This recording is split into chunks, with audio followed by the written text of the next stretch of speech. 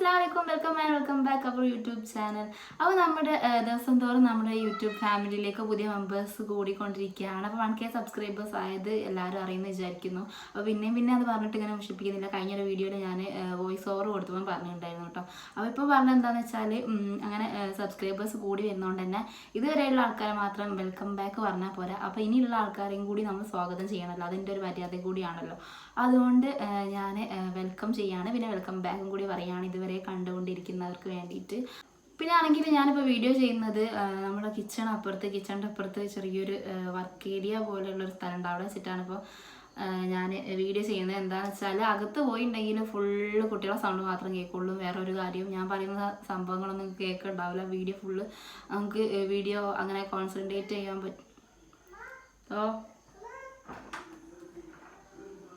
ഞാൻ വീഡിയോ എടുക്കട്ടെ കേട്ടോ, വീഡിയോ എടുക്കണ്ടേ കേട്ടോ. അങ്ങോട്ട് പോട്, അവിടെ പോയിരുന്നേ. അവിടെ ഇതാണ് കേട്ടോ അവസ്ഥ. അപ്പോൾ ഇവിടെ റിംഗ് ലൈറ്റ് ഒക്കെ ഇവിടെ സെറ്റ് ചെയ്ത് വെച്ചിരിക്കണ വീഡിയോ ചെയ്യാൻ വേണ്ടിയിട്ട്. എന്താണെന്ന് വെച്ചാൽ ഇവിടെ എനിക്കൊന്നും ഇപ്പോൾ കുറച്ച് ക്ലാരിറ്റി ഉണ്ട്. ഞാൻ കഴിഞ്ഞ നാളൊക്കെ കിച്ചണിൽ പോയിട്ടാണ് ചെയ്തിട്ടുണ്ടായിരുന്നത് വീഡിയോ, പക്ഷെ അവിടെ വലിയ ക്ലാരിറ്റി ഇല്ലാന്ന് തോന്നുന്നു. അതാണ് ഞാൻ പിന്നെ ഇവിടെ വന്ന് ചെയ്യുന്നത്. ഇവിടെ കുറേ സാധനമുണ്ട്, വാഷിംഗ് മെഷീനും കാര്യങ്ങളൊക്കെ ഇവിടെ ഉണ്ട്. പക്ഷെ ഇപ്പോൾ കുഴപ്പമൊന്നുമില്ലാന്ന് തോന്നുന്നു. എന്തായാലും നിങ്ങൾ അഡ്ജസ്റ്റ് ചെയ്യുക. ബാക്ക്ഗ്രൗണ്ട് പിന്നെ നമുക്ക് വേറെ വീഡിയോസ് ചെയ്യുമ്പോൾ ബാക്ക്ഗ്രൗണ്ടൊക്കെ സെറ്റ് ആക്കണം എന്നുള്ള ആഗ്രഹമൊക്കെ ഉണ്ട്. അപ്പോൾ ഇൻഷാ അല്ലാഹ് ചെയ്യാൻ റെഡിയാക്കാം. പിന്നെ ആണെങ്കിൽ ഇപ്പോൾ സമയം 10:45 ആയിട്ടുണ്ട്. അപ്പോൾ ഈ ഒരു സമയത്ത് വീഡിയോ എടുക്കണം എന്താണെന്ന് വിചാരിച്ചാൽ നമ്മളെ ചുറ്റുപാട് ആളുകളൊക്കെ ഉണ്ടല്ലോ. അപ്പോൾ ഞാൻ കിച്ചണിലൊക്കെ ഇരുന്ന് സംസാരിക്കുന്ന സമയത്ത് അല്ലെങ്കിൽ ഹോളിൽ സംസാരിക്കുമ്പോൾ കേൾക്കൂല, പക്ഷേ കുട്ടികളുള്ളതുകൊണ്ടിട്ട് ഹോളിൽ ഇരിക്കാൻ പറ്റില്ല. അപ്പോൾ ഈ ഒരു ഭാഗത്ത് നിന്ന് സംസാരിക്കുകയാണെങ്കിൽ നമ്മൾ അപ്പുറത്തുനിന്ന് ഇപ്പുറത്തുനിന്ന് കേൾക്കും. അപ്പോൾ എന്തായാലും ഞാനിങ്ങനെ ഈ വീഡിയോസ് ഇടലുണ്ട്, അപ്പോൾ എല്ലാവരും കാണലുണ്ട്. അപ്പോൾ അതൊന്നും പ്രശ്നമില്ല. എന്നാലും കൂടി നമ്മളിങ്ങനെ സംസാരിക്കുമ്പോൾ എനിക്ക് വട്ടാണെന്ന്, അതുകൊണ്ടിട്ട് ഞാൻ ഈ ഒരു ടൈം തിരഞ്ഞെടുത്ത്. ഈ ഒരു സമയമാകുമ്പോൾ ഇവിടെ 8:30-9 മണിയാകുമ്പോഴത്തേക്ക് എല്ലാവരും കിടന്നുറങ്ങട്ടെ. പക്ഷേ എനിക്ക് മാത്രം ഇവിടെ ഉറക്കില്ല, കാരണം ഇവർ ഉറങ്ങാൻ വേണ്ടിയിട്ട് ഒരു ടൈമാവും. 2 മണിയൊക്കെ കണക്കാണ്. പിന്നെ ചില നേരമൊക്കെ വരുന്ന സമയത്തൊക്കെ ഇവരിങ്ങനെ പ്രോഗ്രാം കഴിഞ്ഞ് വരുന്ന സമയത്തൊക്കെ ഇവർ ഉറങ്ങിയിട്ടുണ്ടാവില്ല, ഞാനും ഉറങ്ങിയിട്ടുണ്ടാവില്ല. ഞാൻ ചിലപ്പം TV കണ്ടിരിക്കുന്നുണ്ടാവും, അല്ലെങ്കിൽ ഓരോ കൂടെ കുത്തിയിരുന്ന് ഇങ്ങനെ കളിക്കുന്നുണ്ടാവും. അപ്പോൾ പിന്നെ എനിക്കിതൊന്നും വലിയൊരു ടൈമല്ല. എന്തായാലും ഞാൻ 2 മണിയൊക്കെ കണക്കാണ് ഉറങ്ങാൻ വേണ്ടിയിട്ട്. അപ്പോൾ എന്തായാലും വീഡിയോ വെച്ച് ഇങ്ങനെ നീട്ടിക്കൊണ്ടുവന്നില്ല, എന്താണെന്നുള്ളത് പറയാം. അപ്പോൾ തംബ്നെയിൽ കണ്ടപ്പോൾ തന്നെ ഒരുവിധ ആൾക്കാരൊക്കെ മനസ്സിലായിട്ടുണ്ടാവും ഞാനിപ്പോൾ എന്തിനെ പറ്റിയാണ് സംസാരിക്കാൻ പോകുന്നത് എന്നുള്ളത്. ആടുജീവിതത്തിനെ പറ്റിയിട്ടാണ് പറയാനുള്ളത്. അപ്പോൾ കുറേ ദിവസമായിട്ട് ഞാനിങ്ങനെ ആഗ്രഹം പറയുന്നുണ്ട്, എടുക്കണം നമുക്ക് ആടുജീവിതം തിയേറ്ററിൽ പോയി കാണാമെന്ന്. അപ്പോൾ ആദ്യം ഞാൻ ഉപ്പൻ്റെയും ഉമ്മൻ്റെയും എൻ്റെ ഫാമിലീൻ്റെ ഒക്കെ കൂടെ തിയേറ്ററിൽ തന്നെ പോയിട്ട് ഇങ്ങനെ ഫിലിമൊക്കെ കാണാറുണ്ട്. എല്ലാ ഫിലിമൊന്നുമല്ല, പക്ഷേ കഴിഞ്ഞ ഫിലിമൊക്കെ ഇപ്പോൾ കൊണ്ടുപോകാറുണ്ട്. ഇപ്പോൾ ഭയങ്കര ഇഷ്ടമാണ് ഇങ്ങനെ തിയേറ്ററിൽ പോയി ഫിലിം കാണുന്നതൊക്കെ കേട്ടോ. ഭയങ്കര ഇങ്ങനെ ഓരോ ആക്ടേഴ്സിൻ്റെ, അതായത് മോഹൻലാലിൻ്റെ മമ്മൂട്ടിൻ്റെ ഒക്കെ വോയിസ് എടുക്കാനോ അതുപോലെ ഓരോ പാട്ടൊക്കെ പാടാനും നല്ല അടിപൊളിയായിട്ട് പാട്ടൊക്കെ പാടിട്ടോ ആൾ. എന്താണ് ഭയങ്കര നല്ല വോയിസാണ്, നല്ല രസമാണ് കേൾക്കാൻ. ചില തന്നെ പറയും എൻ്റെ വ്യാപ്പാടെ കൂടെ എനിക്കിങ്ങനെ ഒരു അവസരം തരുള്ളി എന്നൊക്കെ ചോദിക്കലുണ്ട് ആദ്യം കേട്ടോ. അങ്ങനെ നല്ല തെറ്റില്ലാണ്ട് പാടുട്ടോ, നല്ല പാടുന്നുണ്ട്. അപ്പോൾ എന്തായാലും അപ്പോൾ പറഞ്ഞ എടുക്ക് എനിക്കതിങ്ങനെ ഓർമ്മ പറഞ്ഞതാണ്. അങ്ങനെ നമ്മൾ തിയേറ്ററിൽ പോയിട്ട് കാണാറുണ്ടായിരുന്നു ഫിലിം. അപ്പോൾ ഇക്കൻ്റെ കൂടെയും ഞാനിപ്പോൾ കല്യാണം കഴിഞ്ഞ ശേഷം ഇക്കൻ്റെ കൂടെയും പോയി കാണാറുണ്ട്. അപ്പോൾ ലാസ്റ്റായിട്ട് പോയി കണ്ട ഫിലിം ഏതാ വെച്ചാൽ രണ്ടാമത്തെ മോനെ ഗർഭിണി ആയിരുന്നപ്പോഴാണ് ലാസ്റ്റ് ഒരു ഫിലിം കണ്ടിട്ടുണ്ടായിരുന്നത്. പക്ഷേ അത് ഏതാണെന്നുള്ളത് കറക്റ്റ് എനിക്ക് ഓർമ്മയില്ല. ഇപ്പോൾ കുറേ ആയില്ലേ, ഇപ്പം ഒരു 3 കൊല്ലമൊക്കെ കഴിഞ്ഞ്, അതുകൊണ്ട് എനിക്ക് ഓർമ്മയില്ല. പിന്നെ അപ്പോൾ അതിന് ശേഷം ഞാൻ തിയേറ്ററിൽ പോയിട്ട് കാണുന്ന ഒരു ഫിലിം എന്ന് പറയുന്നത് ആടുജീവിതമാണ്. അതാണ് ഞാൻ ആഗ്രഹിച്ച് കണ്ട ഒരു ഫിലിമാണ് കേട്ടോ. അത് ആഗ്രഹിച്ച് ഞാൻ കാണാനുള്ളൊരു കാരണമുണ്ട്. കാരണം എനിക്ക് അങ്ങനത്തെ ഒരു സിറ്റുവേഷൻ, എനിക്കല്ല എൻ്റെ ഫാമിലി തന്നെ ഒരാൾക്ക്, എനിക്ക് അത്രയും വേണ്ടപ്പെട്ട ഒരാൾക്ക് ആ ഒരു സിറ്റുവേഷൻ ഉള്ളത് കൊണ്ട് കൂടി എനിക്കത് എന്താണെന്ന് അറിയാനുള്ളൊരു ഇങ്ങനെ ക്യൂരിയോസിറ്റി ഉണ്ടായിരുന്നു. അതുകൊണ്ട് ഞാൻ ഇക്കനോട് ഇങ്ങനെ പറഞ്ഞ് നമ്മൾ നിർബന്ധിച്ച് നോമ്പുമ്പോൾ എല്ലാമൊക്കെ കഴിഞ്ഞപ്പോൾ നമ്മൾ പോയി കണ്ടു. അപ്പോൾ കണ്ടത് April 17-നാണ്. അപ്പോൾ ഡേറ്റൊക്കെ എന്താ ഓർത്തിരിക്കുന്നത് വെച്ചാൽ April 16-ന്, അതിൻ്റെ തലേ ദിവസമൊക്കെ എൻ്റെ ബർത്ത്ഡേ ആയിരുന്നു. അപ്പോൾ അതിന് ശേഷം അതിൻ്റെ പിറ്റേന്നാണ് നമ്മൾ പോയി കണ്ടിട്ടുണ്ടായിരുന്നത്. അതാണ് കേട്ടോ ഡേറ്റ് അങ്ങനെ കറക്റ്റായിട്ട് ഓർത്തിരിക്കുന്നത്. അത് കഴിഞ്ഞിപ്പം 3-4 ദിവസം കഴിഞ്ഞ് എന്തായാലും. എന്നിട്ടും സത്യം പറഞ്ഞാൽ എനിക്ക് അതിൻ്റെ ഹാങ് ഓവർ മാറിയിട്ടില്ല എന്നുള്ളതാണ് സത്യം.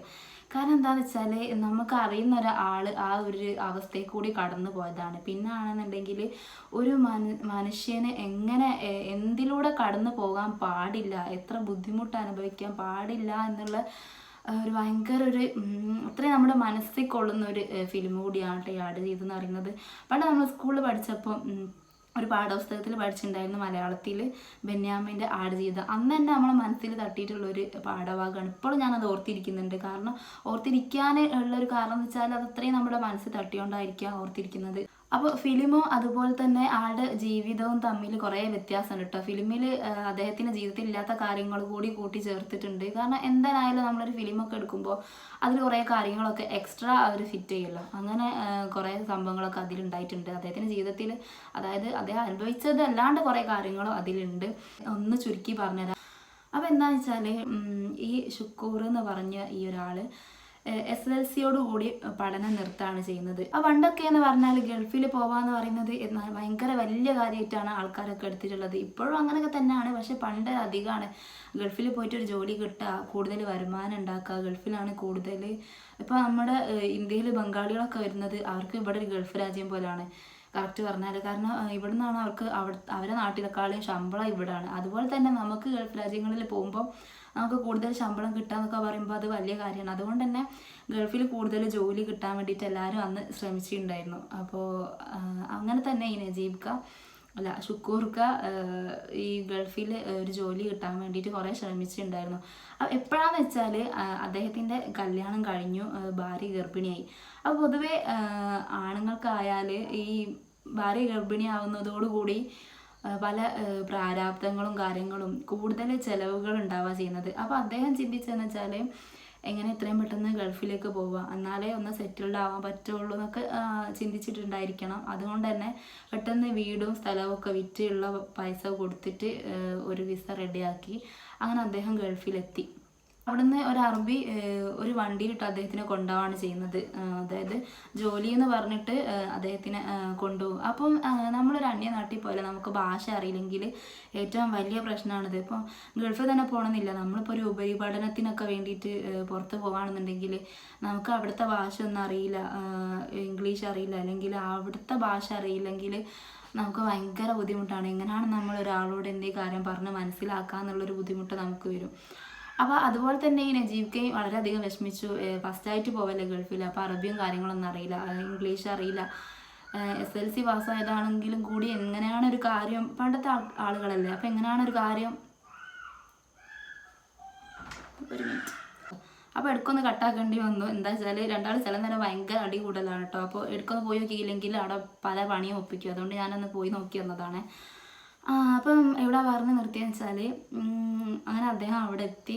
അപ്പോൾ ഭാഷ അറിയാണ്ട് ബുദ്ധിമുട്ടി. എങ്ങനെയാണ് ഈ അറബിനോട് കറക്റ്റ് പറഞ്ഞ് മനസ്സിലാക്കേണ്ടതെന്ന് അറിയില്ല.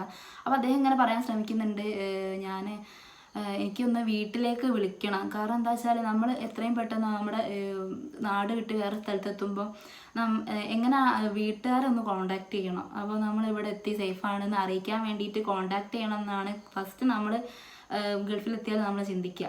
അപ്പോൾ അതുപോലെ തന്നെ അദ്ദേഹം പറഞ്ഞു. പക്ഷേ ഈ അറബി വളരെയധികം ഷൗട്ട് ചെയ്ത് സംസാരിച്ചു. അപ്പോൾ എന്താണെന്നുള്ളത് അപ്പോഴും ഈ ഷുക്കൂർക്ക് മനസ്സിലാകുന്നില്ല. അങ്ങനെ അദ്ദേഹത്തിനെ വണ്ടി കയറ്റി കൊണ്ടുപോയി. അങ്ങനെ കുറേ ദൂരം പോയി പിന്നെ ഈ കെട്ടിടങ്ങളൊന്നും കാണുന്നില്ല. പിന്നെ കാണുന്നത് ചുറ്റും രണ്ട് ഭാഗത്തും ഫുള്ളും മണലാണ് കാണുന്നത്, മരുഭൂമിയാണ് കാണുന്നത്. അങ്ങനെ പിന്നെ ഉള്ളോട്ടെത്തി. അങ്ങനെ കറക്റ്റ് മരുഭൂമിയിൽ അദ്ദേഹം എത്തിപ്പെടുകയാണ് ചെയ്യുന്നത്. അങ്ങനെ ഈ അറബിനോട് പറയുന്നുണ്ട്, ഈ ഷുക്കൂർക്ക പറയുന്നുണ്ട്, ഞാൻ ഇവിടേക്കല്ല വരേണ്ടത്, എനിക്ക് ഈ ഒരു ജോലിയല്ല വേറൊരു ജോലിയാണ് വാഗ്ദാനം ചെയ്തിരിക്കുന്നത്. അപ്പോൾ എനിക്ക് ഇവിടേക്കല്ല എത്തിപ്പെടേണ്ടത്, എന്നെന്താ ഇങ്ങോട്ട് കൊണ്ടുവന്നത് എന്നൊക്കെ അദ്ദേഹം പറഞ്ഞ് മനസ്സിലാക്കാൻ ശ്രമിക്കുന്നുണ്ട്. പക്ഷെ അറബിക്ക് മനസ്സിലാകുന്നില്ല. അറബി പിന്നെയും ഷൗട്ട് ചെയ്ത് സംസാരിക്കും. പിറ്റേന്ന് രാവിലെ ഇതുപോലെ തന്നെ അദ്ദേഹം പറഞ്ഞ് മനസ്സിലാക്കാൻ നോക്കുന്നുണ്ട്. പെട്ടെന്ന് അറബിക്ക് ദേഷ്യം പിടിച്ച അറബി കയ്യിലുള്ള ഈ ചാട്ടവാർ എടുത്തിട്ട് അടിച്ച് അങ്ങനെ ദ്രോഹിക്കുകയൊക്കെ ചെയ്യുന്നുണ്ട്. അങ്ങനെ അദ്ദേഹം കുറേ ബുദ്ധിമുട്ടൊക്കെ സഹിച്ച് ലാസ്റ്റ് അവിടെ തന്നെ ഒതുങ്ങി കൂടേണ്ടി വന്നു. കാരണം എന്താ വെച്ചാൽ വേറൊരു വഴിയില്ല, ചുറ്റുപാടും കാണുന്നത് വെറും മണലും മരുഭൂമിയും മാത്രമാണ്. എന്താ ചെയ്യേണ്ടതെന്ന് അറിയില്ല, ഒരാളെ കോണ്ടാക്ട് ചെയ്യാൻ പറ്റില്ല, ഫോണില്ല, കാര്യങ്ങളില്ല, ഒന്നുമില്ല. അങ്ങനെ അദ്ദേഹം പിന്നെ അവിടെ ജീവിക്കേണ്ട സാഹചര്യം വന്നു. കാരണം വെച്ചാൽ വേറെ ഒന്നും ചെയ്യാനില്ല, എന്ത് ചെയ്യാനാണ്. അങ്ങനെ അദ്ദേഹം പിന്നീട് ഈ ആടുകളെ പോലെ ആടുകളിൽ ഒരാളായിട്ട് ജീവിക്കുകയാണ് ചെയ്യുന്നത്. ആടെങ്ങനെയാണോ അതുപോലെ തന്നെ ഭയങ്കര സ്മെല്ലും കാര്യങ്ങളും, കുളിക്കാൻ പറ്റൂല. വെള്ളം അവിടെ ധാരാളം കൊണ്ടുവരുന്നുണ്ട്. പക്ഷെ അവിടുത്തെ വെള്ളം എന്ന് പറഞ്ഞാൽ അവരുടെ കാര്യങ്ങൾക്ക് മാത്രമുള്ള വെള്ളമാണ്. ഇദ്ദേഹത്തിന് വെള്ളം കുടിക്കാൻ കൊടുക്കുക, അല്ലെങ്കിൽ ഇദ്ദേഹത്തിൻ്റെ ദിവസേന നടന്നു പോകേണ്ട ഒരാവശ്യങ്ങൾ ഉണ്ടാവും, ബാത്റൂമിൽ പോകാനും ടോയ്ലറ്റിൽ പോകാനൊക്കെ ഉണ്ടാവും. പക്ഷെ ആ ഒരു കാര്യങ്ങൾക്ക് പോലും വെള്ളം കൊടുക്കണം, മണ്ണ് ഉപയോഗിച്ചാൽ മതി എന്നാണ് പറയുന്നത്. പിന്നെ ആണെങ്കിൽ കുളിക്കാൻ വെള്ളമില്ല. അങ്ങനെ ദിവസവും കുളിക്കാതെ തുള്ളി വെള്ളം കുടിക്കാൻ കിട്ടാതെ അദ്ദേഹം ഓരോ ദിവസവും തള്ളി നീക്കി. അതുപോലെ തന്നെ ഭക്ഷണ കാര്യത്തിലായാലും ഭക്ഷണമില്ല, ആകെ ഉള്ളത് കുബൂസാണ്. ഈ കുബൂസ് കഴിക്കുക എന്ന് പറഞ്ഞാൽ നമ്മൾ ചപ്പാത്തി പോലെ നല്ല ഭയങ്കര ഹാർഡായിരിക്കും. അപ്പോൾ ഈ ഹാർഡായ ഭക്ഷണം കഴിക്കുമ്പോൾ നമുക്ക് ഓരോ ബൈറ്റും കഴിക്കുമ്പം എന്താക്കണം, വെള്ളം കുടിക്കണം. പക്ഷെ അതിനുള്ള വെള്ളമൊന്നും ഇല്ല അവിടെ. അപ്പോൾ അദ്ദേഹത്തിന് കുടിക്കാൻ കൊടുത്ത വെള്ളത്തിൽ ഒന്ന് മുക്കിയെടുത്തിട്ടാണ് ഈ ഒരു കുബൂസ് കഴിക്കുന്നതൊക്കെ ആയിട്ട് അദ്ദേഹം പറഞ്ഞിട്ടുണ്ടായിരുന്നത് പല ഇൻ്റർവ്യൂവിലും. അങ്ങനെ കുറേ ദിവസം കഴിഞ്ഞ് അവിടുന്ന് രക്ഷപ്പെടാൻ നോക്കുന്നുണ്ട്, അതുപോലെ ആത്മഹത്യക്ക് ശ്രമിക്കുന്നുണ്ട്. ഈ കൊടും ചൂടിൽ അദ്ദേഹം ദിവസേന ജീവിക്കുക, അതുപോലെ ആടുകളെ മേച്ച് നടക്കാന്ന് പറഞ്ഞാൽ കുറച്ച് കഷ്ടപ്പാടൊന്നുള്ള കാര്യമല്ല. നമുക്ക് നമ്മുടെ വീട്ടിൽ തന്നെ ഈ ചൂട് കാലത്ത് ഇരിക്കാൻ പറ്റുന്നില്ല. അങ്ങനെയുള്ളൊരു സമയത്ത് ഈ മരുഭൂമിയിൽ ഫുൾ സമയം ഈ ചൂട് കൊണ്ട് ഈ വെയിൽ കൊണ്ട് നടക്കാന്ന് പറയുന്നത്, ആടുകളെ മേച്ച് നടക്കാന്ന് പറയുന്നത് ഭയങ്കര ബുദ്ധിമുട്ടുള്ള കാര്യം തന്നെയാണ്. വസ്ത്രം മാറാനില്ല, ആകെ ഒരു വസ്ത്രമായിട്ടാണ് കൊടുത്തിട്ടുള്ളത്. അവിടെ ഉപയോഗിക്കുന്ന ഒരു വസ്ത്രം ഉണ്ടല്ലോ, ഒരു പ്രത്യേകതരം വസ്ത്രമുണ്ട്, അതാണ് കൊടുത്തിട്ടുള്ളത്, അതാണ് ഉപയോഗിക്കേണ്ടത്. പിന്നീട് അദ്ദേഹത്തിന് ശരീരം തന്നെ മാറി മാറി വരികയാണ്. കാരണം വെള്ളം കുടിക്കാനില്ല, ഭക്ഷണം കഴിക്കാനില്ല. അപ്പോൾ നമ്മൾ നാട്ടിൽ അത്രയും സുഭിക്ഷമായിട്ട് ജീവിച്ചിട്ട് കുറേ വെള്ളം കുടിച്ച് കുറേ ഭക്ഷണം കഴിച്ച് അത്രയും കുറേ വെള്ളത്തിൽ കുളിക്കുകയൊക്കെ ചെയ്ത് അത്രയും സുഭിക്ഷമായി ജീവിച്ചിട്ട് വേറൊരു നാട്ടിൽ പോയിട്ട് നമുക്കതൊന്നും കിട്ടാണ്ടാകുമ്പോൾ നമ്മൾ തന്നെ ക്രമേണ മാറും. നമ്മുടെ മനസ്സും മാറും, നമ്മളെ ശരീരവും മാറും. നമ്മൾ ആ ഒരു നാടിനോട് ചേർന്ന് പോകും കേട്ടോ. അങ്ങനെയുള്ളൊരു സാഹചര്യമാണ് അദ്ദേഹത്തിന് വരുന്നത്. പിന്നീട് കുറേ കഴിഞ്ഞ് അദ്ദേഹം അവിടുന്ന് രക്ഷപ്പെടുന്നുണ്ട്. രക്ഷപ്പെട്ട് പിന്നെ എംബസി വഴി പോലീസുകാർ രക്ഷപ്പെടുത്താണ് ചെയ്യുന്നതെന്നാണ് പറയുന്നത്. അതാണ് അദ്ദേഹത്തിൻ്റെ റിയൽ ലൈഫ്. അപ്പോൾ അദ്ദേഹത്തിൻ്റെ റിയൽ ലൈഫിൽ അദ്ദേഹം പറയുന്നത് എന്താ വെച്ചാൽ, ഭാര്യ ഒരു 8 മാസം ഗർഭിണിയായ സമയത്താണ് അദ്ദേഹം ഗൾഫിൽ പോയിട്ടുണ്ടായിരുന്നത്. പക്ഷേ കഥയിൽ കാണിക്കുന്നത് കല്യാണം കഴിഞ്ഞ് പെട്ടെന്ന് തന്നെ ഭാര്യ ഗർഭിണിയാകുന്നുണ്ട്. ആ ഒരു സമയത്ത് തന്നെ അദ്ദേഹം ഗൾഫിൽ പോകുന്നുണ്ട്. അപ്പോൾ ഫിലിമിൽ എങ്ങനെയാണെന്ന് വെച്ചാൽ ഇബ്രാഹിം ഖാദ്രി എന്ന് പറഞ്ഞൊരു കഥാപാത്രമുണ്ട്, അതുപോലെ ഹക്കീം എന്ന് പറഞ്ഞൊരു കഥാപാത്രമുണ്ട്, പിന്നെ വേറെയും കുറേ കഥാപാത്രങ്ങളുണ്ട്, എനിക്ക് കറക്റ്റ് പേര് ഓർമ്മയില്ല. അപ്പോൾ എങ്ങനെയാണെന്ന് വെച്ചാൽ ഈ ഒരു കഥാപാത്രങ്ങളൊക്കെ അദ്ദേഹത്തിൻ്റെ റിയൽ ലൈഫിലുള്ളത് ഉണ്ടോ എന്നുള്ളത് കറക്റ്റ് ഇപ്പോഴും തെളിഞ്ഞിട്ടില്ല എന്നുള്ളതാണ് കേട്ടോ സത്യം. കാരണം ഹക്കീം എന്നുള്ളൊരു കഥാപാത്രം ഇല്ല എന്നാണ് അദ്ദേഹം പറയുന്നത്. ഇത് സിനിമക്ക് വേണ്ടിയിട്ട് ഉണ്ടാക്കിയൊരു കഥാപാത്രമാണെന്ന് പറയുന്നുണ്ട്. പക്ഷെ മറ്റു ചിലർ പറയുന്നുണ്ട് ഈ ഹക്കീം എന്ന് പറഞ്ഞ കഥാപാത്രം ഇടയ്ക്ക് അദ്ദേഹത്തിൻ്റെ കൂടെ തന്നെ രക്ഷപ്പെട്ട ആളാണ്. രക്ഷപ്പെട്ട് വരുന്ന സമയത്ത് ബോംബെയിൽ വെച്ചിട്ടോ എവിടെ വെച്ചിട്ടോ മരണപ്പെടുകയാണ് ചെയ്യുന്നത്. അതുകൊണ്ടാണ് ഇപ്പം മീഡിയക്ക് മുമ്പിലും അതുപോലെ ഞാനാണ് ഹക്കീം എന്ന് പറഞ്ഞിട്ട് അദ്ദേഹം പുറത്തേക്ക് വരാത്തതും എന്നുള്ള കാര്യങ്ങളും പറയുന്നുണ്ട്. പക്ഷെ ഒരു കണക്കിന് അങ്ങനെ ആണെന്നുണ്ടെങ്കിൽ അത് ഭയങ്കര വിഷമം തരുന്ന കാര്യമാണ്. കാരണം ചില സീനുകളിൽ ഈ പൃഥ്വിരാജിനേക്കാൾ ഏറെ മുമ്പിൽ നിന്നൊരു കഥാപാത്രം തന്നെയാണ് ഈ ഗോകുൽ എന്ന് പറയുന്നത്. അതായത് ഹക്കീമായിട്ട് അഭിനയിച്ച ഗോകുൽ. അപ്പോൾ ഈ ഗോകുൽ എന്ന് പറഞ്ഞൊരു കഥാപാത്രം എന്ന് പറയുന്നത് ഫസ്റ്റായിട്ട് ഈ ഫിലിം ഇൻഡസ്ട്രിയിലേക്ക് വരുന്ന ഒരാളാണ്. അപ്പോൾ ഇതുവരെ ഒരു ഫിലിമിൽ അഭിനയിച്ചിട്ടില്ല. അപ്പോൾ ഫസ്റ്റായിട്ടുള്ളൊരു എക്സ്പീരിയൻസ് ആണ്. അങ്ങനെ ഒരാൾക്കും പോലും തോന്നൂല കേട്ടോ സത്യം പറഞ്ഞാൽ. ഇത്രയും മികവുറ്റ പ്രകടനങ്ങളാണ് കാഴ്ചവെച്ചിട്ടുള്ളത്. എന്തൊരു നല്ല രീതിക്കാണ് അഭിനയിക്കുന്നത്. ചെറിയ പയ്യനാണ് കേട്ടോ, ആള് യങ്ങാണ്. പക്ഷെ ഇൻ്റർവ്യൂവിലൊക്കെ സംസാരിക്കുന്ന കണ്ടാൽ നല്ല മെച്യൂരിറ്റി ആയിട്ട് നല്ല സംസാരിക്കുന്നുണ്ട് കേട്ടോ ആള്. ശരിക്കും നമുക്ക് ആളുടെ ഒരു വാത്സല്യമുള്ള ആളെന്നൊക്കെ തോന്നിപ്പോവും കേട്ടോ ആ ഫിലിം കാണുമ്പോൾ, അല്ലെങ്കിലും തോന്നിപ്പോവും. വളരെ കുറച്ച് സീനുകളിൽ മാത്രം ഗോകുലിനെ കാണിക്കുന്നുള്ളൂ, ഫസ്റ്റും പിന്നെ അതുപോലെ ലാസ്റ്റിലേക്കുള്ള സീനിലാണ് ഗോകുലിനെ കാണിക്കുന്നത്. ബാക്കിയുള്ള സമയത്തൊക്കെ ഈ പൃഥ്വിരാജിനാണ് ഈ ഫിലിമിൽ മൊത്തത്തിൽ കാണുന്നത്. പക്ഷേ ഗോകുൽ അഭിനയിച്ച ചെറിയ ചെറിയ സീനുകളിൽ മാത്രമാണെങ്കിൽ കൂടി പൃഥ്വിരാജിനേക്കാൾ ഏറെ പേഴ്സണലി എനിക്ക് തോന്നിയിട്ടുള്ളത് നല്ല മികവുറ്റ പ്രകടനം തന്നെയായിട്ട് കാഴ്ചവെച്ചിട്ടുള്ളത്. നല്ല അടിപൊളിയായിട്ട് അഭിനയിച്ച് വെച്ചിട്ടുണ്ട്. എന്ത് അടിപൊളിയായിട്ട് അഭിനയിച്ച് വെച്ചത്. ശരിക്കും അഭിനയിക്കല്ല ജീവിക്കുന്നതാണെന്ന് പറയട്ടോ. ചില സീനുകൾ നമുക്ക് കരച്ചിൽ വരും. ഞാൻ ഈ തിയേറ്ററിൽ വെച്ചിട്ട് എത്രയോ തവണ കരഞ്ഞിട്ടില്ല, കരയാനുണ്ട്. അങ്ങനെയാണല്ലോ ചില സമയത്തൊക്കെ ഞാൻ പണ്ട് സിനിമ ഒക്കെ കാണുമ്പോൾ, ഒരു ആകാശദൂത് സിനിമ ഒക്കെ കാണുമ്പോൾ ഞാനിങ്ങനെ കരച്ചിലൊക്കെ വരുന്നുണ്ട്. ആ ഒരു സമയത്ത് നമുക്കിങ്ങനെ സങ്കടം വരുമ്പോൾ ഈ ചങ്കിൽ പിടിച്ച് വെക്കുന്ന ചങ്ക് ഇങ്ങനെ വേദന ആവൂലേ, ആ ഒരു സംഭവമില്ലേ, വിഷമം ഫുള്ള് ചങ്കിൽ കെട്ടി നിൽക്കുന്ന ഒരു സിറ്റുവേഷൻ ഇല്ലേ, അതുപോലെ ആ ഒരു സമയം കേട്ടോ തിയേറ്ററിൽ വെച്ചിട്ട്. ശരിക്കും ചില സമയത്തൊക്കെ എനിക്കിങ്ങനെ ഭയങ്കര നെഞ്ചത്തു നിന്നൊക്കെ വേദന എനിക്ക് ഞാൻ വിചാരിക്കും എനിക്ക് അറ്റാക്ക് വരുമോ, ഞാനിപ്പോൾ ഇവിടെ വീണ് പോവോ എന്നൊക്കെ വിചാരിച്ച സിറ്റുവേഷനൊക്കെ ഉണ്ട്. പക്ഷെ ഞാൻ ഇക്കനെ വിളിച്ചിട്ടുണ്ടായില്ല, ഇക്കനോട് പറഞ്ഞിട്ടൊന്നുമില്ല. പക്ഷെ ഞാനിങ്ങനെ എന്നെ കൂളാക്കി ഇരുത്താനിങ്ങനെ നോക്കി. ഭയങ്കരമായിട്ട് എനിക്ക് വിഷമമൊക്കെ തോന്നിയിട്ടുണ്ട്. ഹക്കീമിൻ്റെ ഒരു ആ ഒരു പ്രകടനങ്ങളൊക്കെ കണ്ടപ്പോൾ, അഭിനയം കണ്ടപ്പോൾ, അല്ല ജീവിതം കണ്ടപ്പോൾ എനിക്ക് ഭയങ്കരമായിട്ട് വിഷമം തോന്നിയിട്ടുണ്ട് കേട്ടോ. ആൾ മരിക്കുന്ന ഒരു സിറ്റുവേഷൻ ഉണ്ട്. എത്രയും പെട്ടെന്ന് ഈ നജീബ് ഖാൻ്റെ കൂടെ ഹക്കീം രക്ഷപ്പെടണം എന്നാണ് ഓരോ ഒരു മനുഷ്യത്തുള്ള മനുഷ്യസ്നേഹികൾ ചിന്തിക്കുന്നത്. പക്ഷെ നേരെ തിരിച്ചാവാണ് ചെയ്യുന്നത്. ശരിക്കും പറഞ്ഞാൽ കഥയിൽ എങ്ങനെ കാണിക്കുന്നതെന്ന് വെച്ചാൽ, ഈ ഹക്കീമാണ് നജീബിനെ അവിടുന്ന് രക്ഷപ്പെടാൻ വേണ്ടിയിട്ട് നമുക്കൊരു കൂട്ടാളിനെ കിട്ടിയിട്ടുണ്ട്, നമ്മുടെ കൂടെ നമ്മളെ രക്ഷപ്പെടുത്താൻ നമുക്കൊരു ആളെ കൂടി കിട്ടിയിട്ടുണ്ട്, ദൈവദൂതനായിട്ട് ഒരാളെ കിട്ടിയിട്ടുണ്ട് എന്ന് പറയുന്നത് ഹക്കീമാണ്. അപ്പോൾ എന്നിട്ടും നജീബ് ഒന്ന് ചിന്തിച്ച് നിൽക്കുന്നുണ്ട്. കാരണം അത്രയും കാലം അവിടെ ജീവിച്ചതല്ല, അതുകൊണ്ട് ഈ ആടുകളൊക്കെ വിട്ട് പിരിഞ്ഞ് പോരേണ്ട ഒരു വിഷമത്തോണ്ടായിരിക്കാം നജീബ് ഇങ്ങനെ ചിന്തിച്ച് നോക്കുമ്പോൾ ഹക്കീം പറയുന്നുണ്ട്, എന്താണ് നജീബ് നിങ്ങൾ ചിന്തിച്ച് നിൽക്കുന്നത്, നിങ്ങൾക്ക് ഇവിടുന്ന് വിട്ട് പോരാൻ തോന്നണില്ലേ എന്നൊക്കെ തമാശക്കൊക്കെ ചോദിക്കുന്നുണ്ട്. അത്രയും ഹക്കീമിനാണ് കൂടുതലും എത്രയും പെട്ടെന്ന് അവിടുന്ന് രക്ഷപ്പെടണം എന്നുള്ളത് കൂടുതലും ഹക്കീമിനാണ് ആഗ്രഹിച്ചിട്ടുണ്ടായത്. പക്ഷേ കഥൻ്റെ ലാസ്റ്റിലേക്ക് ഹക്കീം മരിക്കുന്നതായിട്ടാണ് കാണിക്കുന്നത്. അത് ഭയങ്കര വിഷമമുള്ള കാര്യമാണ് കേട്ടോ. അതൊരു കാര്യം. പിന്നെ പൃഥ്വിരാജിൻ്റെ ഒരു ട്രാൻസ്ഫോർമേഷൻ്റെ ഒരു ഭാഗം ഉണ്ട് അതിൽ.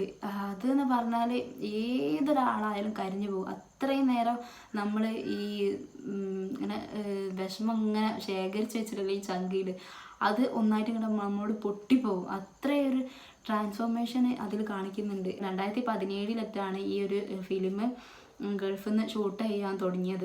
ഇപ്പം കുറേ കൊല്ലത്തിന് ശേഷം 2024 ഇതിപ്പോൾ ഇറങ്ങിയിട്ടുള്ളത്. അത്രയും കൊല്ലത്തെ അവരുടെ ഒരു എഫേർട്ട് ആ ഒരു ട്രാൻസ്ഫോർമേഷനിൽ കാണാനുണ്ട് കേട്ടോ.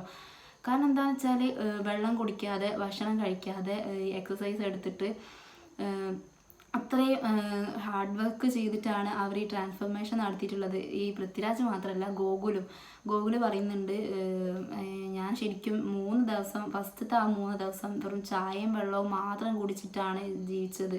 എന്നിട്ട് അദ്ദേഹത്തിൻ്റെ വീട്ടിൽ നിന്ന് അപ്സ്റ്റെയറിന്ന് അദ്ദേഹം തല ചുറ്റി വീണു. കാരണം ഈ ഒരു വെള്ളവും ചായ മാത്രം കുടിക്കുന്നുള്ളൂ 3 ദിവസം. അപ്പോൾ ഏതൊരു നോർമലിയുള്ള ആൾക്കാർ അത്രയും ഫുഡ് കഴിച്ച് അത്രയും ദിവസം കഴിച്ചിട്ട് പെട്ടെന്ന് ഈ ഒരു ഫുഡൊക്കെ ക്വാണ്ടിറ്റി കുറച്ച് വെറും വെള്ളവും ചായയും മാത്രം കുടിച്ച് ജീവിക്കുക എന്ന് പറഞ്ഞാൽ ചിന്തിക്കാനേ പറ്റാത്ത കാര്യമാണ്.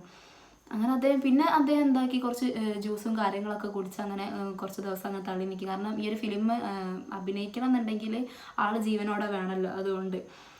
അപ്പോൾ അങ്ങനെ അത്രയും അവർ എഫേർട്ട് എടുത്തിട്ടാണ് ഓരോ കാര്യങ്ങളും ചെയ്തിട്ടുള്ളത് കേട്ടോ. അത് ആ ഒരു ഫിലിമിൻ്റെ റിസൾട്ട് കാണാനുണ്ട് അത്രയും. പിന്നെ ഈ 2 കഥാപാത്രങ്ങളല്ലാണ്ട് വേറൊരു കഥാപാത്രം ഈ ഫിലിമിനെ കാണിക്കുന്നത് ഇബ്രാഹിം ഖാദരി. അപ്പോൾ അദ്ദേഹത്തിനെ പറ്റി പറയാതിരിക്കാനേ വയ്യ. ഏതൊരു കഥാപാത്രമായാലും ഈ ഒരു ഫിലിമിൽ മുന്നിട്ട് നിൽക്കുന്ന, അതുപോലെ തന്നെ മുന്നിട്ട് നിൽക്കുന്ന ഒരു കഥാപാത്രമാണ് ഇബ്രാഹിം ഖാദരി. അദ്ദേഹം എന്ന് പറഞ്ഞാൽ വേറൊരു രാജ്യത്ത് ശരിക്കുള്ള ആള് ജിമ്മി അങ്ങനെ എന്തോ ആണ് പേര്. അദ്ദേഹം വേറൊരു രാജ്യത്തുള്ള ആളാണ്, സുഡാനിയാണെന്ന് തോന്നുന്നു. അങ്ങനെ അദ്ദേഹം ഈ ഒരു ഫിലിമിൽ അഭിനയിക്കുന്നതിന് മുന്നേ തന്നെ അദ്ദേഹത്തിൻ്റെ രാജ്യത്തിന് വേണ്ടിയിട്ട് തന്നെ കുറേ കഷ്ടപ്പെടുകയും കുറേ സഹായങ്ങൾ ചെയ്യുകയും രക്ഷിക്കുകയൊക്കെ ചെയ്ത ആളാണ്. അപ്പോൾ അതിൻ്റെ ഡീറ്റെയിൽസ് കാര്യങ്ങളൊന്നും എനിക്ക് അറിഞ്ഞൂടാ. അങ്ങനെ ഞാൻ വായിച്ചിട്ടും കണ്ടിട്ടും ഒക്കെ ഉണ്ട്. ശരിക്കും ഈ ഒരു ഫിലിം കാണുമ്പം ഇബ്രാഹിം ഖാദറിൻ്റെ കാര്യങ്ങൾ കാണുമ്പം അധികം ആൾക്കാരും ചിന്തിച്ച് പോയിട്ടുള്ളത്, ഇവരപ്പോൾ എന്തിനാ രക്ഷിക്കുന്നത്, ഇവരാരാണ്, ശരിക്കും ഒരു ഫാൻറ്റസി ആണോ അല്ലെങ്കിൽ ഒരു ദൈവദൂതനാണോ, അത് ഇപ്പോഴും തെളിയാതെ നിൽക്കുകയാണെന്നുള്ളതാണ് വേറൊരു സത്യം. എന്താണെന്ന് വെച്ചാൽ അദ്ദേഹത്തിൻ്റെ കഥാപാത്രം ആ ഒരു ലാസ്റ്റിലേക്കുള്ളൊരു ഭാഗത്തിലാണ് അതിൽ കാണിക്കുന്നത്. പെട്ടെന്ന് ഹക്കീം വന്ന് പറയുന്നുണ്ട്, ഇദ്ദേഹം ഈ ഒരു മരുഭൂമി ഫുള്ള് അറിയുന്ന ആളാണ്, ഇദ്ദേഹത്തിന് ഇവിടുന്ന് പുറത്ത് പോകാനുള്ളതൊക്കെ അറിയാം, അപ്പോൾ നമ്മൾ ഇവിടുന്ന് രക്ഷപ്പെടുത്താൻ വേണ്ടിയിട്ട് വന്നതാണ്, അപ്പോൾ അതുകൊണ്ട് നമുക്ക് രക്ഷപ്പെടാമെന്ന് പറഞ്ഞിട്ട് പോകുന്ന വഴിക്ക് അദ്ദേഹത്തിനെ കൊണ്ട് കഴിയുന്ന പോലെയൊക്കെ ചെയ്യുന്നുണ്ട്. ഇവരെ രക്ഷപ്പെടുത്താൻ വേണ്ടിയിട്ട് വഴിയിലുടനീളം നിസ്കരിക്കുന്നുണ്ട്, അള്ളാഹുവിനോട് പ്രാർത്ഥിക്കുന്നുണ്ട്. അതുപോലെ തന്നെ ഈ നജീബിൻ്റെ കാല് പൊട്ടുന്നുണ്ട്, ചെരുപ്പില്ലാണ്ട് പൊട്ടി. കാരണം അത്രയും ദിവസം മരുഭൂമിയിൽ കഷ്ടപ്പെട്ട് നടുന്നതല്ലേ. അതുപോലെ തന്നെ ഈ ഒരു സമയത്തും ഈ ചെരുപ്പൊന്നും ഇടാണ്ടാണ് നടക്കുന്നത്. എത്രയും പെട്ടെന്ന് നാട്ടിലേക്ക് എത്തുക, എത്രയും പെട്ടെന്ന് റോഡ് കണ്ടുപിടിക്കുക, അങ്ങനെയാണ് അവരുടെ ലക്ഷ്യം. അതുകൊണ്ട് തന്നെ ചെരുപ്പും കാര്യങ്ങളൊന്നും നോക്കുന്നില്ല. അപ്പം പെട്ടെന്ന് കാലൊക്കെ പൊട്ടി അദ്ദേഹത്തിന് കോട്ട് അഴിച്ചു കൊടുത്തിട്ട് കോട്ട് കെട്ടിക്കൊടുക്കുന്നുണ്ട്. പിന്നെ അതുപോലെ ഈ ഹക്കീം എന്ന് പറയുന്ന ആൾ പോകാനുള്ളൊരു ആഗ്രഹം കൊണ്ടായിരിക്കണം പല സമയങ്ങളിലും വെള്ളം കണ്ടതായും അതുപോലെ കെട്ടിടങ്ങൾ കണ്ടതായൊക്കെ അദ്ദേഹത്തിന് തോന്നുകയാണ്. ശരിക്കും നമ്മൾ ആ ഒരു ഫിലിം കണ്ടപ്പോൾ വിചാരിച്ചത് കെട്ടിടം കണ്ടു, ആ ഒരു റോഡിലെത്തി എന്നുള്ളത് നമുക്കിങ്ങനെ ഭയങ്കരമായിട്ട് സന്തോഷം തോന്നിട്ടോ. പക്ഷെ ശരിക്കും അങ്ങനെയല്ല, അദ്ദേഹത്തിൻ്റെ ഒരു തോന്നലാണ് ഹക്കീമിൻ്റെ. ഒരു തോന്നലാണ്. അപ്പോൾ ആ ഒരു സമയത്ത് അദ്ദേഹം അതിലേക്ക് ഓടിപ്പോകാൻ വേണ്ടി ശ്രമിക്കുമ്പം ഈ ഒരു ഇബ്രാഹിം ഖാദിരി എന്ന് പറയുന്ന ആൾ പിടിച്ചു വെക്കുന്നുണ്ട്. ആ പിടിച്ചു വെക്കുന്ന സമയത്ത് അത്രയും സമയം നമ്മളെ രക്ഷിക്കാൻ വന്നതാണെന്നൊന്നും ഹക്കീം ആലോചിക്കുന്നില്ല. ഹക്കീം അദ്ദേഹത്തിനെ പിടിച്ച് തള്ളുകയും അടിക്കുകയും ഒക്കെ ചെയ്യുന്നു. പക്ഷേ ഈ ഇബ്രാഹിം ഖാദിരി എന്ന് പറയുന്ന ആൾ അതൊക്കെ ക്ഷമിക്കുകയാണ് ചെയ്യുന്നത്. അപ്പോൾ ആ ഒരു സമയത്തൊക്കെ നമുക്ക് തോന്നും എന്തിനാ അദ്ദേഹം ഇങ്ങനെ ക്ഷമിക്കുന്നത്. ചില സമയങ്ങളിൽ എനിക്ക് പോലും തോന്നിയിട്ടുണ്ട് കേട്ടോ, ഈ ആൾ ചിലപ്പം ഇവരെ ദ്രോഹിക്കുകയായിരിക്കും, ചിലപ്പോൾ വേറെ വല്ല സ്ഥലത്തേക്ക് ഇവരെ കൊണ്ടുപോയി ഇടാനോ അങ്ങനെ എന്തെങ്കിലും ആയിരിക്കും ഇയാളുടെ ലക്ഷ്യം എന്നൊക്കെ എനിക്ക് പോലും തോന്നിയിട്ടുണ്ട്. അങ്ങനെ കുറേ ആൾക്കാർക്കൊക്കെ തോന്നിയിട്ടുണ്ടാവണം ഫിലിം കാണുമ്പോൾ. പക്ഷേ സത്യം അതല്ല, അദ്ദേഹം ഒരു ദൈവദൂതനാണെന്ന് തന്നെ പറയാം. കാരണം ആ ഒരു സമയത്ത് അവരുടെ ദേഷ്യവും വാശിയും അവരുടെ കാര്യങ്ങളൊക്കെ കണ്ട് അതൊക്കെ ക്ഷമിച്ച് പിന്നെ വഴിയിൽ നിന്ന് ഇതുപോലെ ഹക്കീം പെട്ടെന്ന് വെള്ളം കിട്ടാതെ ചോര ഛർദ്ദിക്കുന്ന ഒരു സമയത്തിൽ അദ്ദേഹത്തിന് പിന്നെ വേറെ ഒന്നും ചെയ്യാൻ പറ്റില്ല. അപ്പോൾ നമുക്ക് ഒരു കൺഫ്യൂഷൻ വരും. അദ്ദേഹം ദൈവമാണെങ്കിൽ ആ ഒരു സമയത്ത് എന്ത് ചെയ്യാം, രക്ഷിക്കാം. പക്ഷെ ദൈവമല്ല, അപ്പോൾ ദൈവദൂതനായിരിക്കാം എന്ന് നമുക്ക് തോന്നാം. കാരണം വെച്ചാൽ അദ്ദേഹം ഹക്കീം മരിച്ചു വീഴുന്ന സമയത്ത് അദ്ദേഹത്തിന് ഒന്നും ചെയ്യാൻ പറ്റില്ല, കരയെ മാത്രം അദ്ദേഹം ചെയ്യുന്നുള്ളൂ. അപ്പോൾ നജീബ് പറയുന്നുണ്ട് നമുക്ക് എങ്ങനെ രക്ഷിക്കാം അവിടുന്ന് എങ്ങനെയെങ്കിലും കൊണ്ടുപോകാം. ആ ഒരു സമയത്ത് ചുഴലിക്കാറ്റ് വരുന്നത്, ചുഴലി എന്ന് പറഞ്ഞാൽ അപാര ചുഴലി. ഈ ഒരു ചുഴലിയുടെ സമയത്ത് ഇതുപോലെ ഹക്കീം മരിച്ചു പോയ സമയത്ത് ഹക്കീമിനെ ഈ മണ്ണ് വന്നിട്ട് മൂടുന്ന സമയത്ത് നജീബിനും അദ്ദേഹത്തിന് ഓടാൻ വേണ്ടിയിട്ട്, അദ്ദേഹത്തിനെ പിടിച്ച് വലിച്ച് ഓടാൻ വേണ്ടിയിട്ടൊക്കെ ശ്രമിക്കുന്നുണ്ട്. പക്ഷെ ഓടാൻ കഴിയുന്നില്ല. ഈ ചുഴലിയിൽ ഇവർ പെട്ടുപോകും. ആ ഒരു സമയത്തും ശരിക്കും ചുഴലിയിലൊക്കെ പെട്ടാൽ ജീവനോടൊക്കെ ഉണ്ടാവുമെന്ന് പോലും അറിയില്ല. ആ ഒരു സമയത്ത് അങ്ങനെ അവർ ആ ചുഴലിയിൽ പെട്ടുപോകും. പക്ഷെ ആ ഒരു സമയത്ത് അദ്ദേഹത്തിനെ പ്രൊട്ടക്റ്റ് ചെയ്ത് പിടിക്കുന്നതാണ് കാണിക്കുന്നത്. പിന്നെ പെട്ടെന്ന് ചുഴലിയൊക്കെ മാറും. പക്ഷെ അവർക്ക് ഒന്നും പറ്റില്ല, ഒരു ആപത്തും പറ്റില്ല. അതുകൊണ്ടാണ് ദൈവദൂതനാണെന്നൊക്കെ പറയുന്നത്. കാരണം ആ ഒരു സമയത്ത് ആ ഒരു ആപത്തിൽ അദ്ദേഹത്തിനെ രക്ഷിക്കാന്നുണ്ടെങ്കിൽ അതൊരു ദൈവദൂതൻ തന്നെയല്ലേ. പിന്നെ അതുപോലെ തന്നെ ഈ ഹക്കീമിന് നജീബിനൊക്കെ ഈ നടക്കാൻ പറ്റാണ്ട് വരുന്ന സാഹചര്യങ്ങൾ ഉണ്ടാവുന്നുണ്ട്. പല സമയത്തും അവർ വീണു പോവാറുണ്ട്. ശരിക്കും കഥയിൽ കാണിക്കുന്നത് 3 ദിവസം അവരെടുത്തിട്ടാണ് ഈ റോഡ് കാണുന്നത്. പക്ഷെ ശരിക്കും 1.5 ദിവസം എടുത്തിട്ടാണെന്നാണ് ഷുക്കൂർക്ക പറയുന്നത്. അപ്പോൾ ആ ഒരു നടക്കാൻ പറ്റാത്ത സാഹചര്യത്തിലൊക്കെ അദ്ദേഹം ഇവർ രണ്ടുപേരെയും തോളത്ത് ഇട്ടിട്ടൊക്കെ നടന്നു പോകുന്നുണ്ട്. അപ്പോൾ ശരിക്കും പറഞ്ഞാൽ ഈ മരുഭൂമിയിലൂടെ അവർ നടക്കുന്ന പോലെ തന്നെ അത്രയും കഷ്ടപ്പെട്ടാണ് അദ്ദേഹം നടക്കുന്നത്. പക്ഷെ അദ്ദേഹത്തിന് അത് എങ്ങനെ അത് സാധിക്കുന്നു എന്നുള്ളത് അറിയില്ല. അതുകൊണ്ട് ഫാൻറ്റസി ആയിട്ടും നമുക്ക് വേണമെങ്കിൽ ആ ഒരു കഥാപാത്രത്തിനെ കാണാം കേട്ടോ. ശരിക്കും എന്താണെന്നുള്ളത് ഇപ്പോഴും ആർക്കും കത്തിയിട്ടില്ല. അതെന്താണ്, ഫാൻറ്റസി ആണോ അല്ലെങ്കിൽ ആള് ദൈവദൂതനാണോ ഒന്നും കത്തിയിട്ടില്ല. പക്ഷെ ആ ഒരു ഫിലിമിൻ്റെ ലാസ്റ്റ് കാണിക്കുന്നുണ്ട് നജീബ് രക്ഷപ്പെടാൻ വേണ്ടിയിട്ട് എംബസിയിലേക്ക് അദ്ദേഹത്തിനെ കൊണ്ടുപോകുമ്പം അവിടെ ഈ വാണ്ടഡ് എന്ന് പറഞ്ഞ ഈ തീവ്രവാദികൾ അതുപോലെ ജയിലിൽ അകപ്പെട്ട ആളുകളെ ഫോട്ടോത്തിൻ്റെ കൂടെ തന്നെ ഈ ഒരു ഇബ്രാഹിം ഖാദിരിയുടെ ഫോട്ടോവും കാണിക്കുന്നുണ്ട്. അപ്പോൾ ആ ഒരു സമയത്ത് നമുക്ക് വേണമെങ്കിൽ അദ്ദേഹത്തിനെ ഒരു തീവ്രവാദിയായിട്ടും കാണാം. തീവ്രവാദി അല്ലെങ്കിൽ കള്ളൻ എന്ന് പഴിചാരപ്പെട്ട ആൾക്കാർ, അങ്ങനെ ആയ ആൾക്കാർ ശരിക്കും കുറേ ആളുകളെ രക്ഷിക്കാൻ നോക്കുമോ, ഇങ്ങനെയുള്ളൊരു സൽക്കർമ്മമൊക്കെ ചെയ്യുമോ എന്നുള്ളത് കൺഫ്യൂഷൻ വരും. അപ്പോൾ ആ ഒരു സമയത്ത് പോലീസുകാരിൽ നിന്ന് അഭയം തേടാൻ വേണ്ടിയിട്ട് അദ്ദേഹം മരുഭൂമിയിൽ എത്തിയതായിരിക്കാം. അപ്പോൾ അവിടെ എത്തിയ സമയത്ത് അദ്ദേഹത്തിന് ഈ ലോകം മൊത്തം അറിയുന്ന ഒരാളായിരിക്കാം. അതുകൊണ്ടായിരിക്കാം ചിലപ്പോൾ അവരെ രക്ഷപ്പെടുത്തുന്നത്. അപ്പം ഈ ഒരു ഫിലിമിൽ കുറേ മെസ്സേജും കാര്യങ്ങളുണ്ട് കേട്ടോ. നമുക്ക് മനസ്സിലാക്കാൻ പറ്റിയ കുറേ മെസ്സേജും കാര്യങ്ങളുണ്ട്. ഒന്നെന്ന് പറയുന്നത് വേറൊന്നല്ല, വെള്ളവും ഫുഡും നമ്മൾ വേസ്റ്റ് ആക്കാണ്ടിരിക്കുക. വെള്ളത്തിൻ്റെയും ഫുഡിൻ്റെയും പ്രാധാന്യം നമുക്ക് മനസ്സിലാക്കി തരുന്ന ഒരു ഫിലിമാണിത്. കാരണം എന്താ വെച്ചാൽ അതിൽ തന്നെ കാണിക്കുന്നുണ്ടല്ലോ, വെള്ളം കുടിക്കാനും ഭക്ഷണം കഴിക്കാനും കിട്ടാണ്ട് എത്രയോ ദിവസം അവർ കഷ്ടപ്പെടുന്നുണ്ട്. അപ്പോൾ ആ ഒരു സമയത്താണ് നമുക്ക് വെള്ളത്തിൻ്റെയും ഭക്ഷണത്തിൻ്റെ ഒക്കെ വില അറിയുക. അങ്ങനെ ഒരു മെസ്സേജ് അതിലുണ്ട്. അതുപോലെ തന്നെ പിന്നുള്ളൊരു മെസ്സേജ് എന്ന് പറയുന്നത് ഇബ്രാഹിം ഖാദിരിൻ്റെ തന്നെയാണ്. എന്താണെന്ന് വെച്ചാൽ അതേ ഒരു തീവ്രവാദിയായിട്ട് പോലും മനസ്സിൽ നന്മ അവശേഷിക്കുന്നു എന്നുള്ളതാണ്. കാരണം നമ്മൾ ചിന്തിച്ചാൽ നമുക്കറിയാം, എത്ര തന്നെ ക്രൂരത ഉള്ള ആൾക്കാരായാലും അവരുടെ മനസ്സിൽ ഏതെങ്കിലും ഒരു കോണിൽ കുറച്ച് നന്മ അവർക്ക് അവശേഷിക്കാം. അപ്പോൾ എല്ലാവരെയും നമ്മൾ തള്ളിക്കളയാതിരിക്കുക. ചിലപ്പം കുറേ തെറ്റുകളൊക്കെ ചെയ്ത ആളുകളായിരിക്കാം. അപ്പോൾ ഒരു അവസരം കൂടി അവർക്ക് കൊടുക്കുകയാണെന്നുണ്ടെങ്കിൽ അവർ ജീവിതത്തിലേക്ക് പിന്നെയും മുന്നോട്ട് വരും, നന്മകൾ ചെയ്യുന്നവർ ആയിട്ട് മാറാനും സാധ്യതയുണ്ട്. അപ്പോൾ അതുകൊണ്ട് തന്നെ നമ്മൾ ആളുകളെ മനസ്സിലാക്കുക, അവരെ കൂടുതൽ പഴിചാരാതിരിക്കുക, അവരിലെ നന്മകൾ കണ്ടെത്തുക എന്നുള്ളൊരു കാര്യം, ഒരു മെസ്സേജ് കൂടി അതിലുണ്ട് കേട്ടോ. അപ്പോൾ അതെങ്ങനെയാണെന്ന് കറക്റ്റ് എനിക്ക് ഇങ്ങനെ പറഞ്ഞു തരാൻ അറിയണം. എനിക്ക് അറിയുന്ന പോലെയാണ് ഞാൻ പറയുന്നത്. അപ്പോൾ എങ്ങനെയാണെന്നുള്ളത് നിങ്ങൾക്ക് കുറച്ചൊക്കെ ഓടിയിട്ടുണ്ടാവും എന്ന് വിചാരിക്കുന്നു. അങ്ങനെ ഒരു മെസ്സേജ് ഉണ്ട്. പിന്നെ ഒരു മെസ്സേജ് ഉള്ളതെന്ന് വെച്ചാൽ അതിൽ കാണിക്കുന്നുണ്ട് ഈ വെള്ളവും ഭക്ഷണവും അത്രയും കാലം കിട്ടാതിരിക്കുമ്പം ലാസ്റ്റിലേക്ക് നജീബ് ഇങ്ങനെ നടന്നുകൊണ്ടിരിക്കുമ്പോൾ ലാസ്റ്റ് ഒരു തടാകം അവിടെ കാണിക്കുന്നുണ്ട്. അപ്പോൾ തടാകത്തിൽ നിറയെ വെള്ളം കാണുമ്പം സാധാരണ ഒരു മനുഷ്യനാണെങ്കിൽ അത്രയും കാലം വെള്ളവും ഭക്ഷണം കിട്ടാണ്ടിരിക്കുമ്പോൾ കുറച്ച് വെള്ളം കുടിക്കാൻ കിട്ടിയാൽ എന്താ ചെയ്യുക? ഏതൊരാളായാലും ഓടിപ്പോയി ഇത്തിരി വെള്ളം കുടിക്കാനേ നോക്കുള്ളൂ കേട്ടോ. പക്ഷെ ആ ഒരു സമയത്ത് ഈ ഇബ്രാഹിം ഖാദിരി അദ്ദേഹത്തിനെ പിടിച്ചു വെക്കുകയാണ് ചെയ്യുന്നത്. അപ്പോൾ നമുക്ക് തോന്നിയിരിക്കും എന്ത് ദുഷ്ടനാണ് അയാൾ, ഈ വെള്ളം കുടിക്കുന്ന സമയത്ത് എന്തിനാ പിടിച്ചു വെക്കുന്നത് എന്നൊക്കെ നമുക്ക് തന്നെ തോന്നിയിരിക്കാം. പക്ഷെ എന്താണെന്ന് വെച്ചാൽ നമ്മൾ വെള്ളം കിട്ടാതെ കിട്ടുമ്പോൾ പെട്ടെന്ന് പോയി അത് കുടിക്കാൻ വേണ്ടിയിട്ട് നോക്കുമ്പം നമുക്ക് കാർഡിയാക് അറസ്റ്റ് പോലുള്ള കാര്യങ്ങളൊക്കെ വരാനുള്ള ചാൻസ് കൂടുതലാണ്.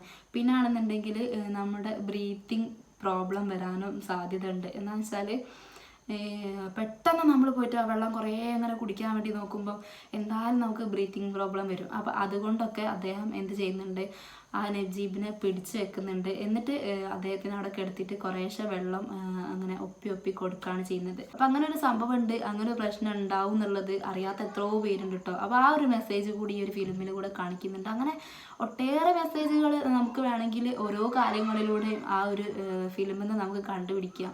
അപ്പോൾ നല്ല കാര്യങ്ങളൊക്കെ നോക്കുകയാണെന്നുണ്ടെങ്കിൽ അങ്ങനെ കുറേ മെസ്സേജും കാര്യങ്ങളും അതിലുണ്ട്. അപ്പം ഏതൊരു കാര്യം നമ്മൾ പറയുമ്പോഴും അതിനെ നല്ല ഭാഗം മാത്രം പറഞ്ഞാൽ പോരല്ലോ, ചീത്ത ഭാഗവും കൂടി പറയണം. അപ്പോൾ ഈ ഒരു ഫിലിമിൽ ചീത്തതായിട്ട് തോന്നുന്നത് എന്ന് വെച്ചാൽ ശരിക്കും ഫാമിലീൻ്റെ കൂടെ പോയി കാണുമ്പം ഫസ്റ്റുള്ള കുറച്ച് സീൻസൊക്കെ കുറച്ചൊരു ബുദ്ധിമുട്ടുള്ള സീൻസാണ്. അതായത് കുറച്ച് വൃത്തികെട്ട ഒരു സീൻസാണ്. അപ്പോൾ അതിൽ നമുക്ക് ഫാമിലീൻ്റെ കൂടെ ഒക്കെ പോയിരുന്ന് കാണുമ്പം കുട്ടികളും പാരൻസൊക്കെ കൂടി പോയിരുന്ന് കാണുമ്പം കുറച്ച് ബുദ്ധിമുട്ടായിട്ട് തോന്നുന്നു. അപ്പോൾ അത് മാറ്റി വെച്ചാൽ ഫിലിം അടിപൊളി ഫിലിമാണ്. പിന്നെ ഏതൊരു കാര്യത്തിനാണെങ്കിലും നെഗറ്റീവ് ഉണ്ടാവും, നല്ല വശം ഉണ്ടാവും. ഞാൻ നേരത്തെ പറഞ്ഞ പോലെ തന്നെ ചീത്ത വശം ഉണ്ട്. അതുപോലെ തന്നെ ഈ ഒരു കാര്യത്തിനും ചിലപ്പോൾ നെഗറ്റീവൊക്കെ ഉണ്ടായിരിക്കാം.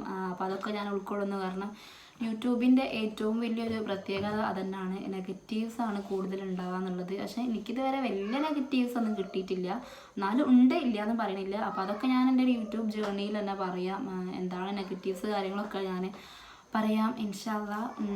അപ്പോൾ ചിലരൊക്കെ ചോദിക്കാറുണ്ട് കേട്ടോ, എന്തിനാണ് ഈ ഒരു സമയത്ത് അല്ലെങ്കിൽ ഇത്ര കഷ്ടപ്പെട്ട്, ബുദ്ധിമുട്ടാണ് അല്ലെങ്കിൽ അങ്ങനെയൊക്കെ പറയുന്നുണ്ട്. പക്ഷേ എന്തിനാണ് എന്നാൽ പിന്നെ അത്രയും കഷ്ടപ്പെട്ട് വീഡിയോ ചെയ്യണമെന്നൊക്കെ ചോദിക്കാറുണ്ട്. ഒക്കെ പോയി കിടന്നുറങ്ങിക്കൂടെ ഈ കുട്ടികളെയും കൊണ്ട്, വേറെ പണിയൊന്നുമില്ലേ എന്നൊക്കെ ചോദിക്കുന്നവരൊക്കെ ഉണ്ട് എന്നുള്ളത് എനിക്കറിയാം. പക്ഷെ എനിക്കറിയാനുള്ളത് കുറച്ചൊക്കെ ബുദ്ധിമുട്ടുള്ള കാര്യം, കുറച്ച് എഫേർട്ടുള്ള കാര്യം ചെയ്യണം തന്നെയാണ് കേട്ടോ എനിക്കിഷ്ടം. അതായത് ബുദ്ധിമുട്ടുള്ള കാര്യങ്ങളാണ് ഞാൻ അധികം ചെയ്യാൻ ശ്രമിക്കൽ, സത്യം തന്നെയാണത്. കാരണം ചില കാര്യങ്ങൾ ബുദ്ധിമുട്ടുണ്ട് അല്ലെങ്കിൽ ഭയങ്കര എഫേർട്ട് എടുക്കേണ്ട കാര്യം വെച്ചിട്ട് ഞാനത് മാറ്റി വെക്കുക അല്ലെങ്കിൽ കഴിയൂല എന്ന് പറയുന്ന ഒരു ഇത് എന്നെ സംബന്ധിച്ചിടത്തോളം, ഞാൻ എന്നെ മനസ്സിലാക്കിയെടുത്തോളം ഇല്ല.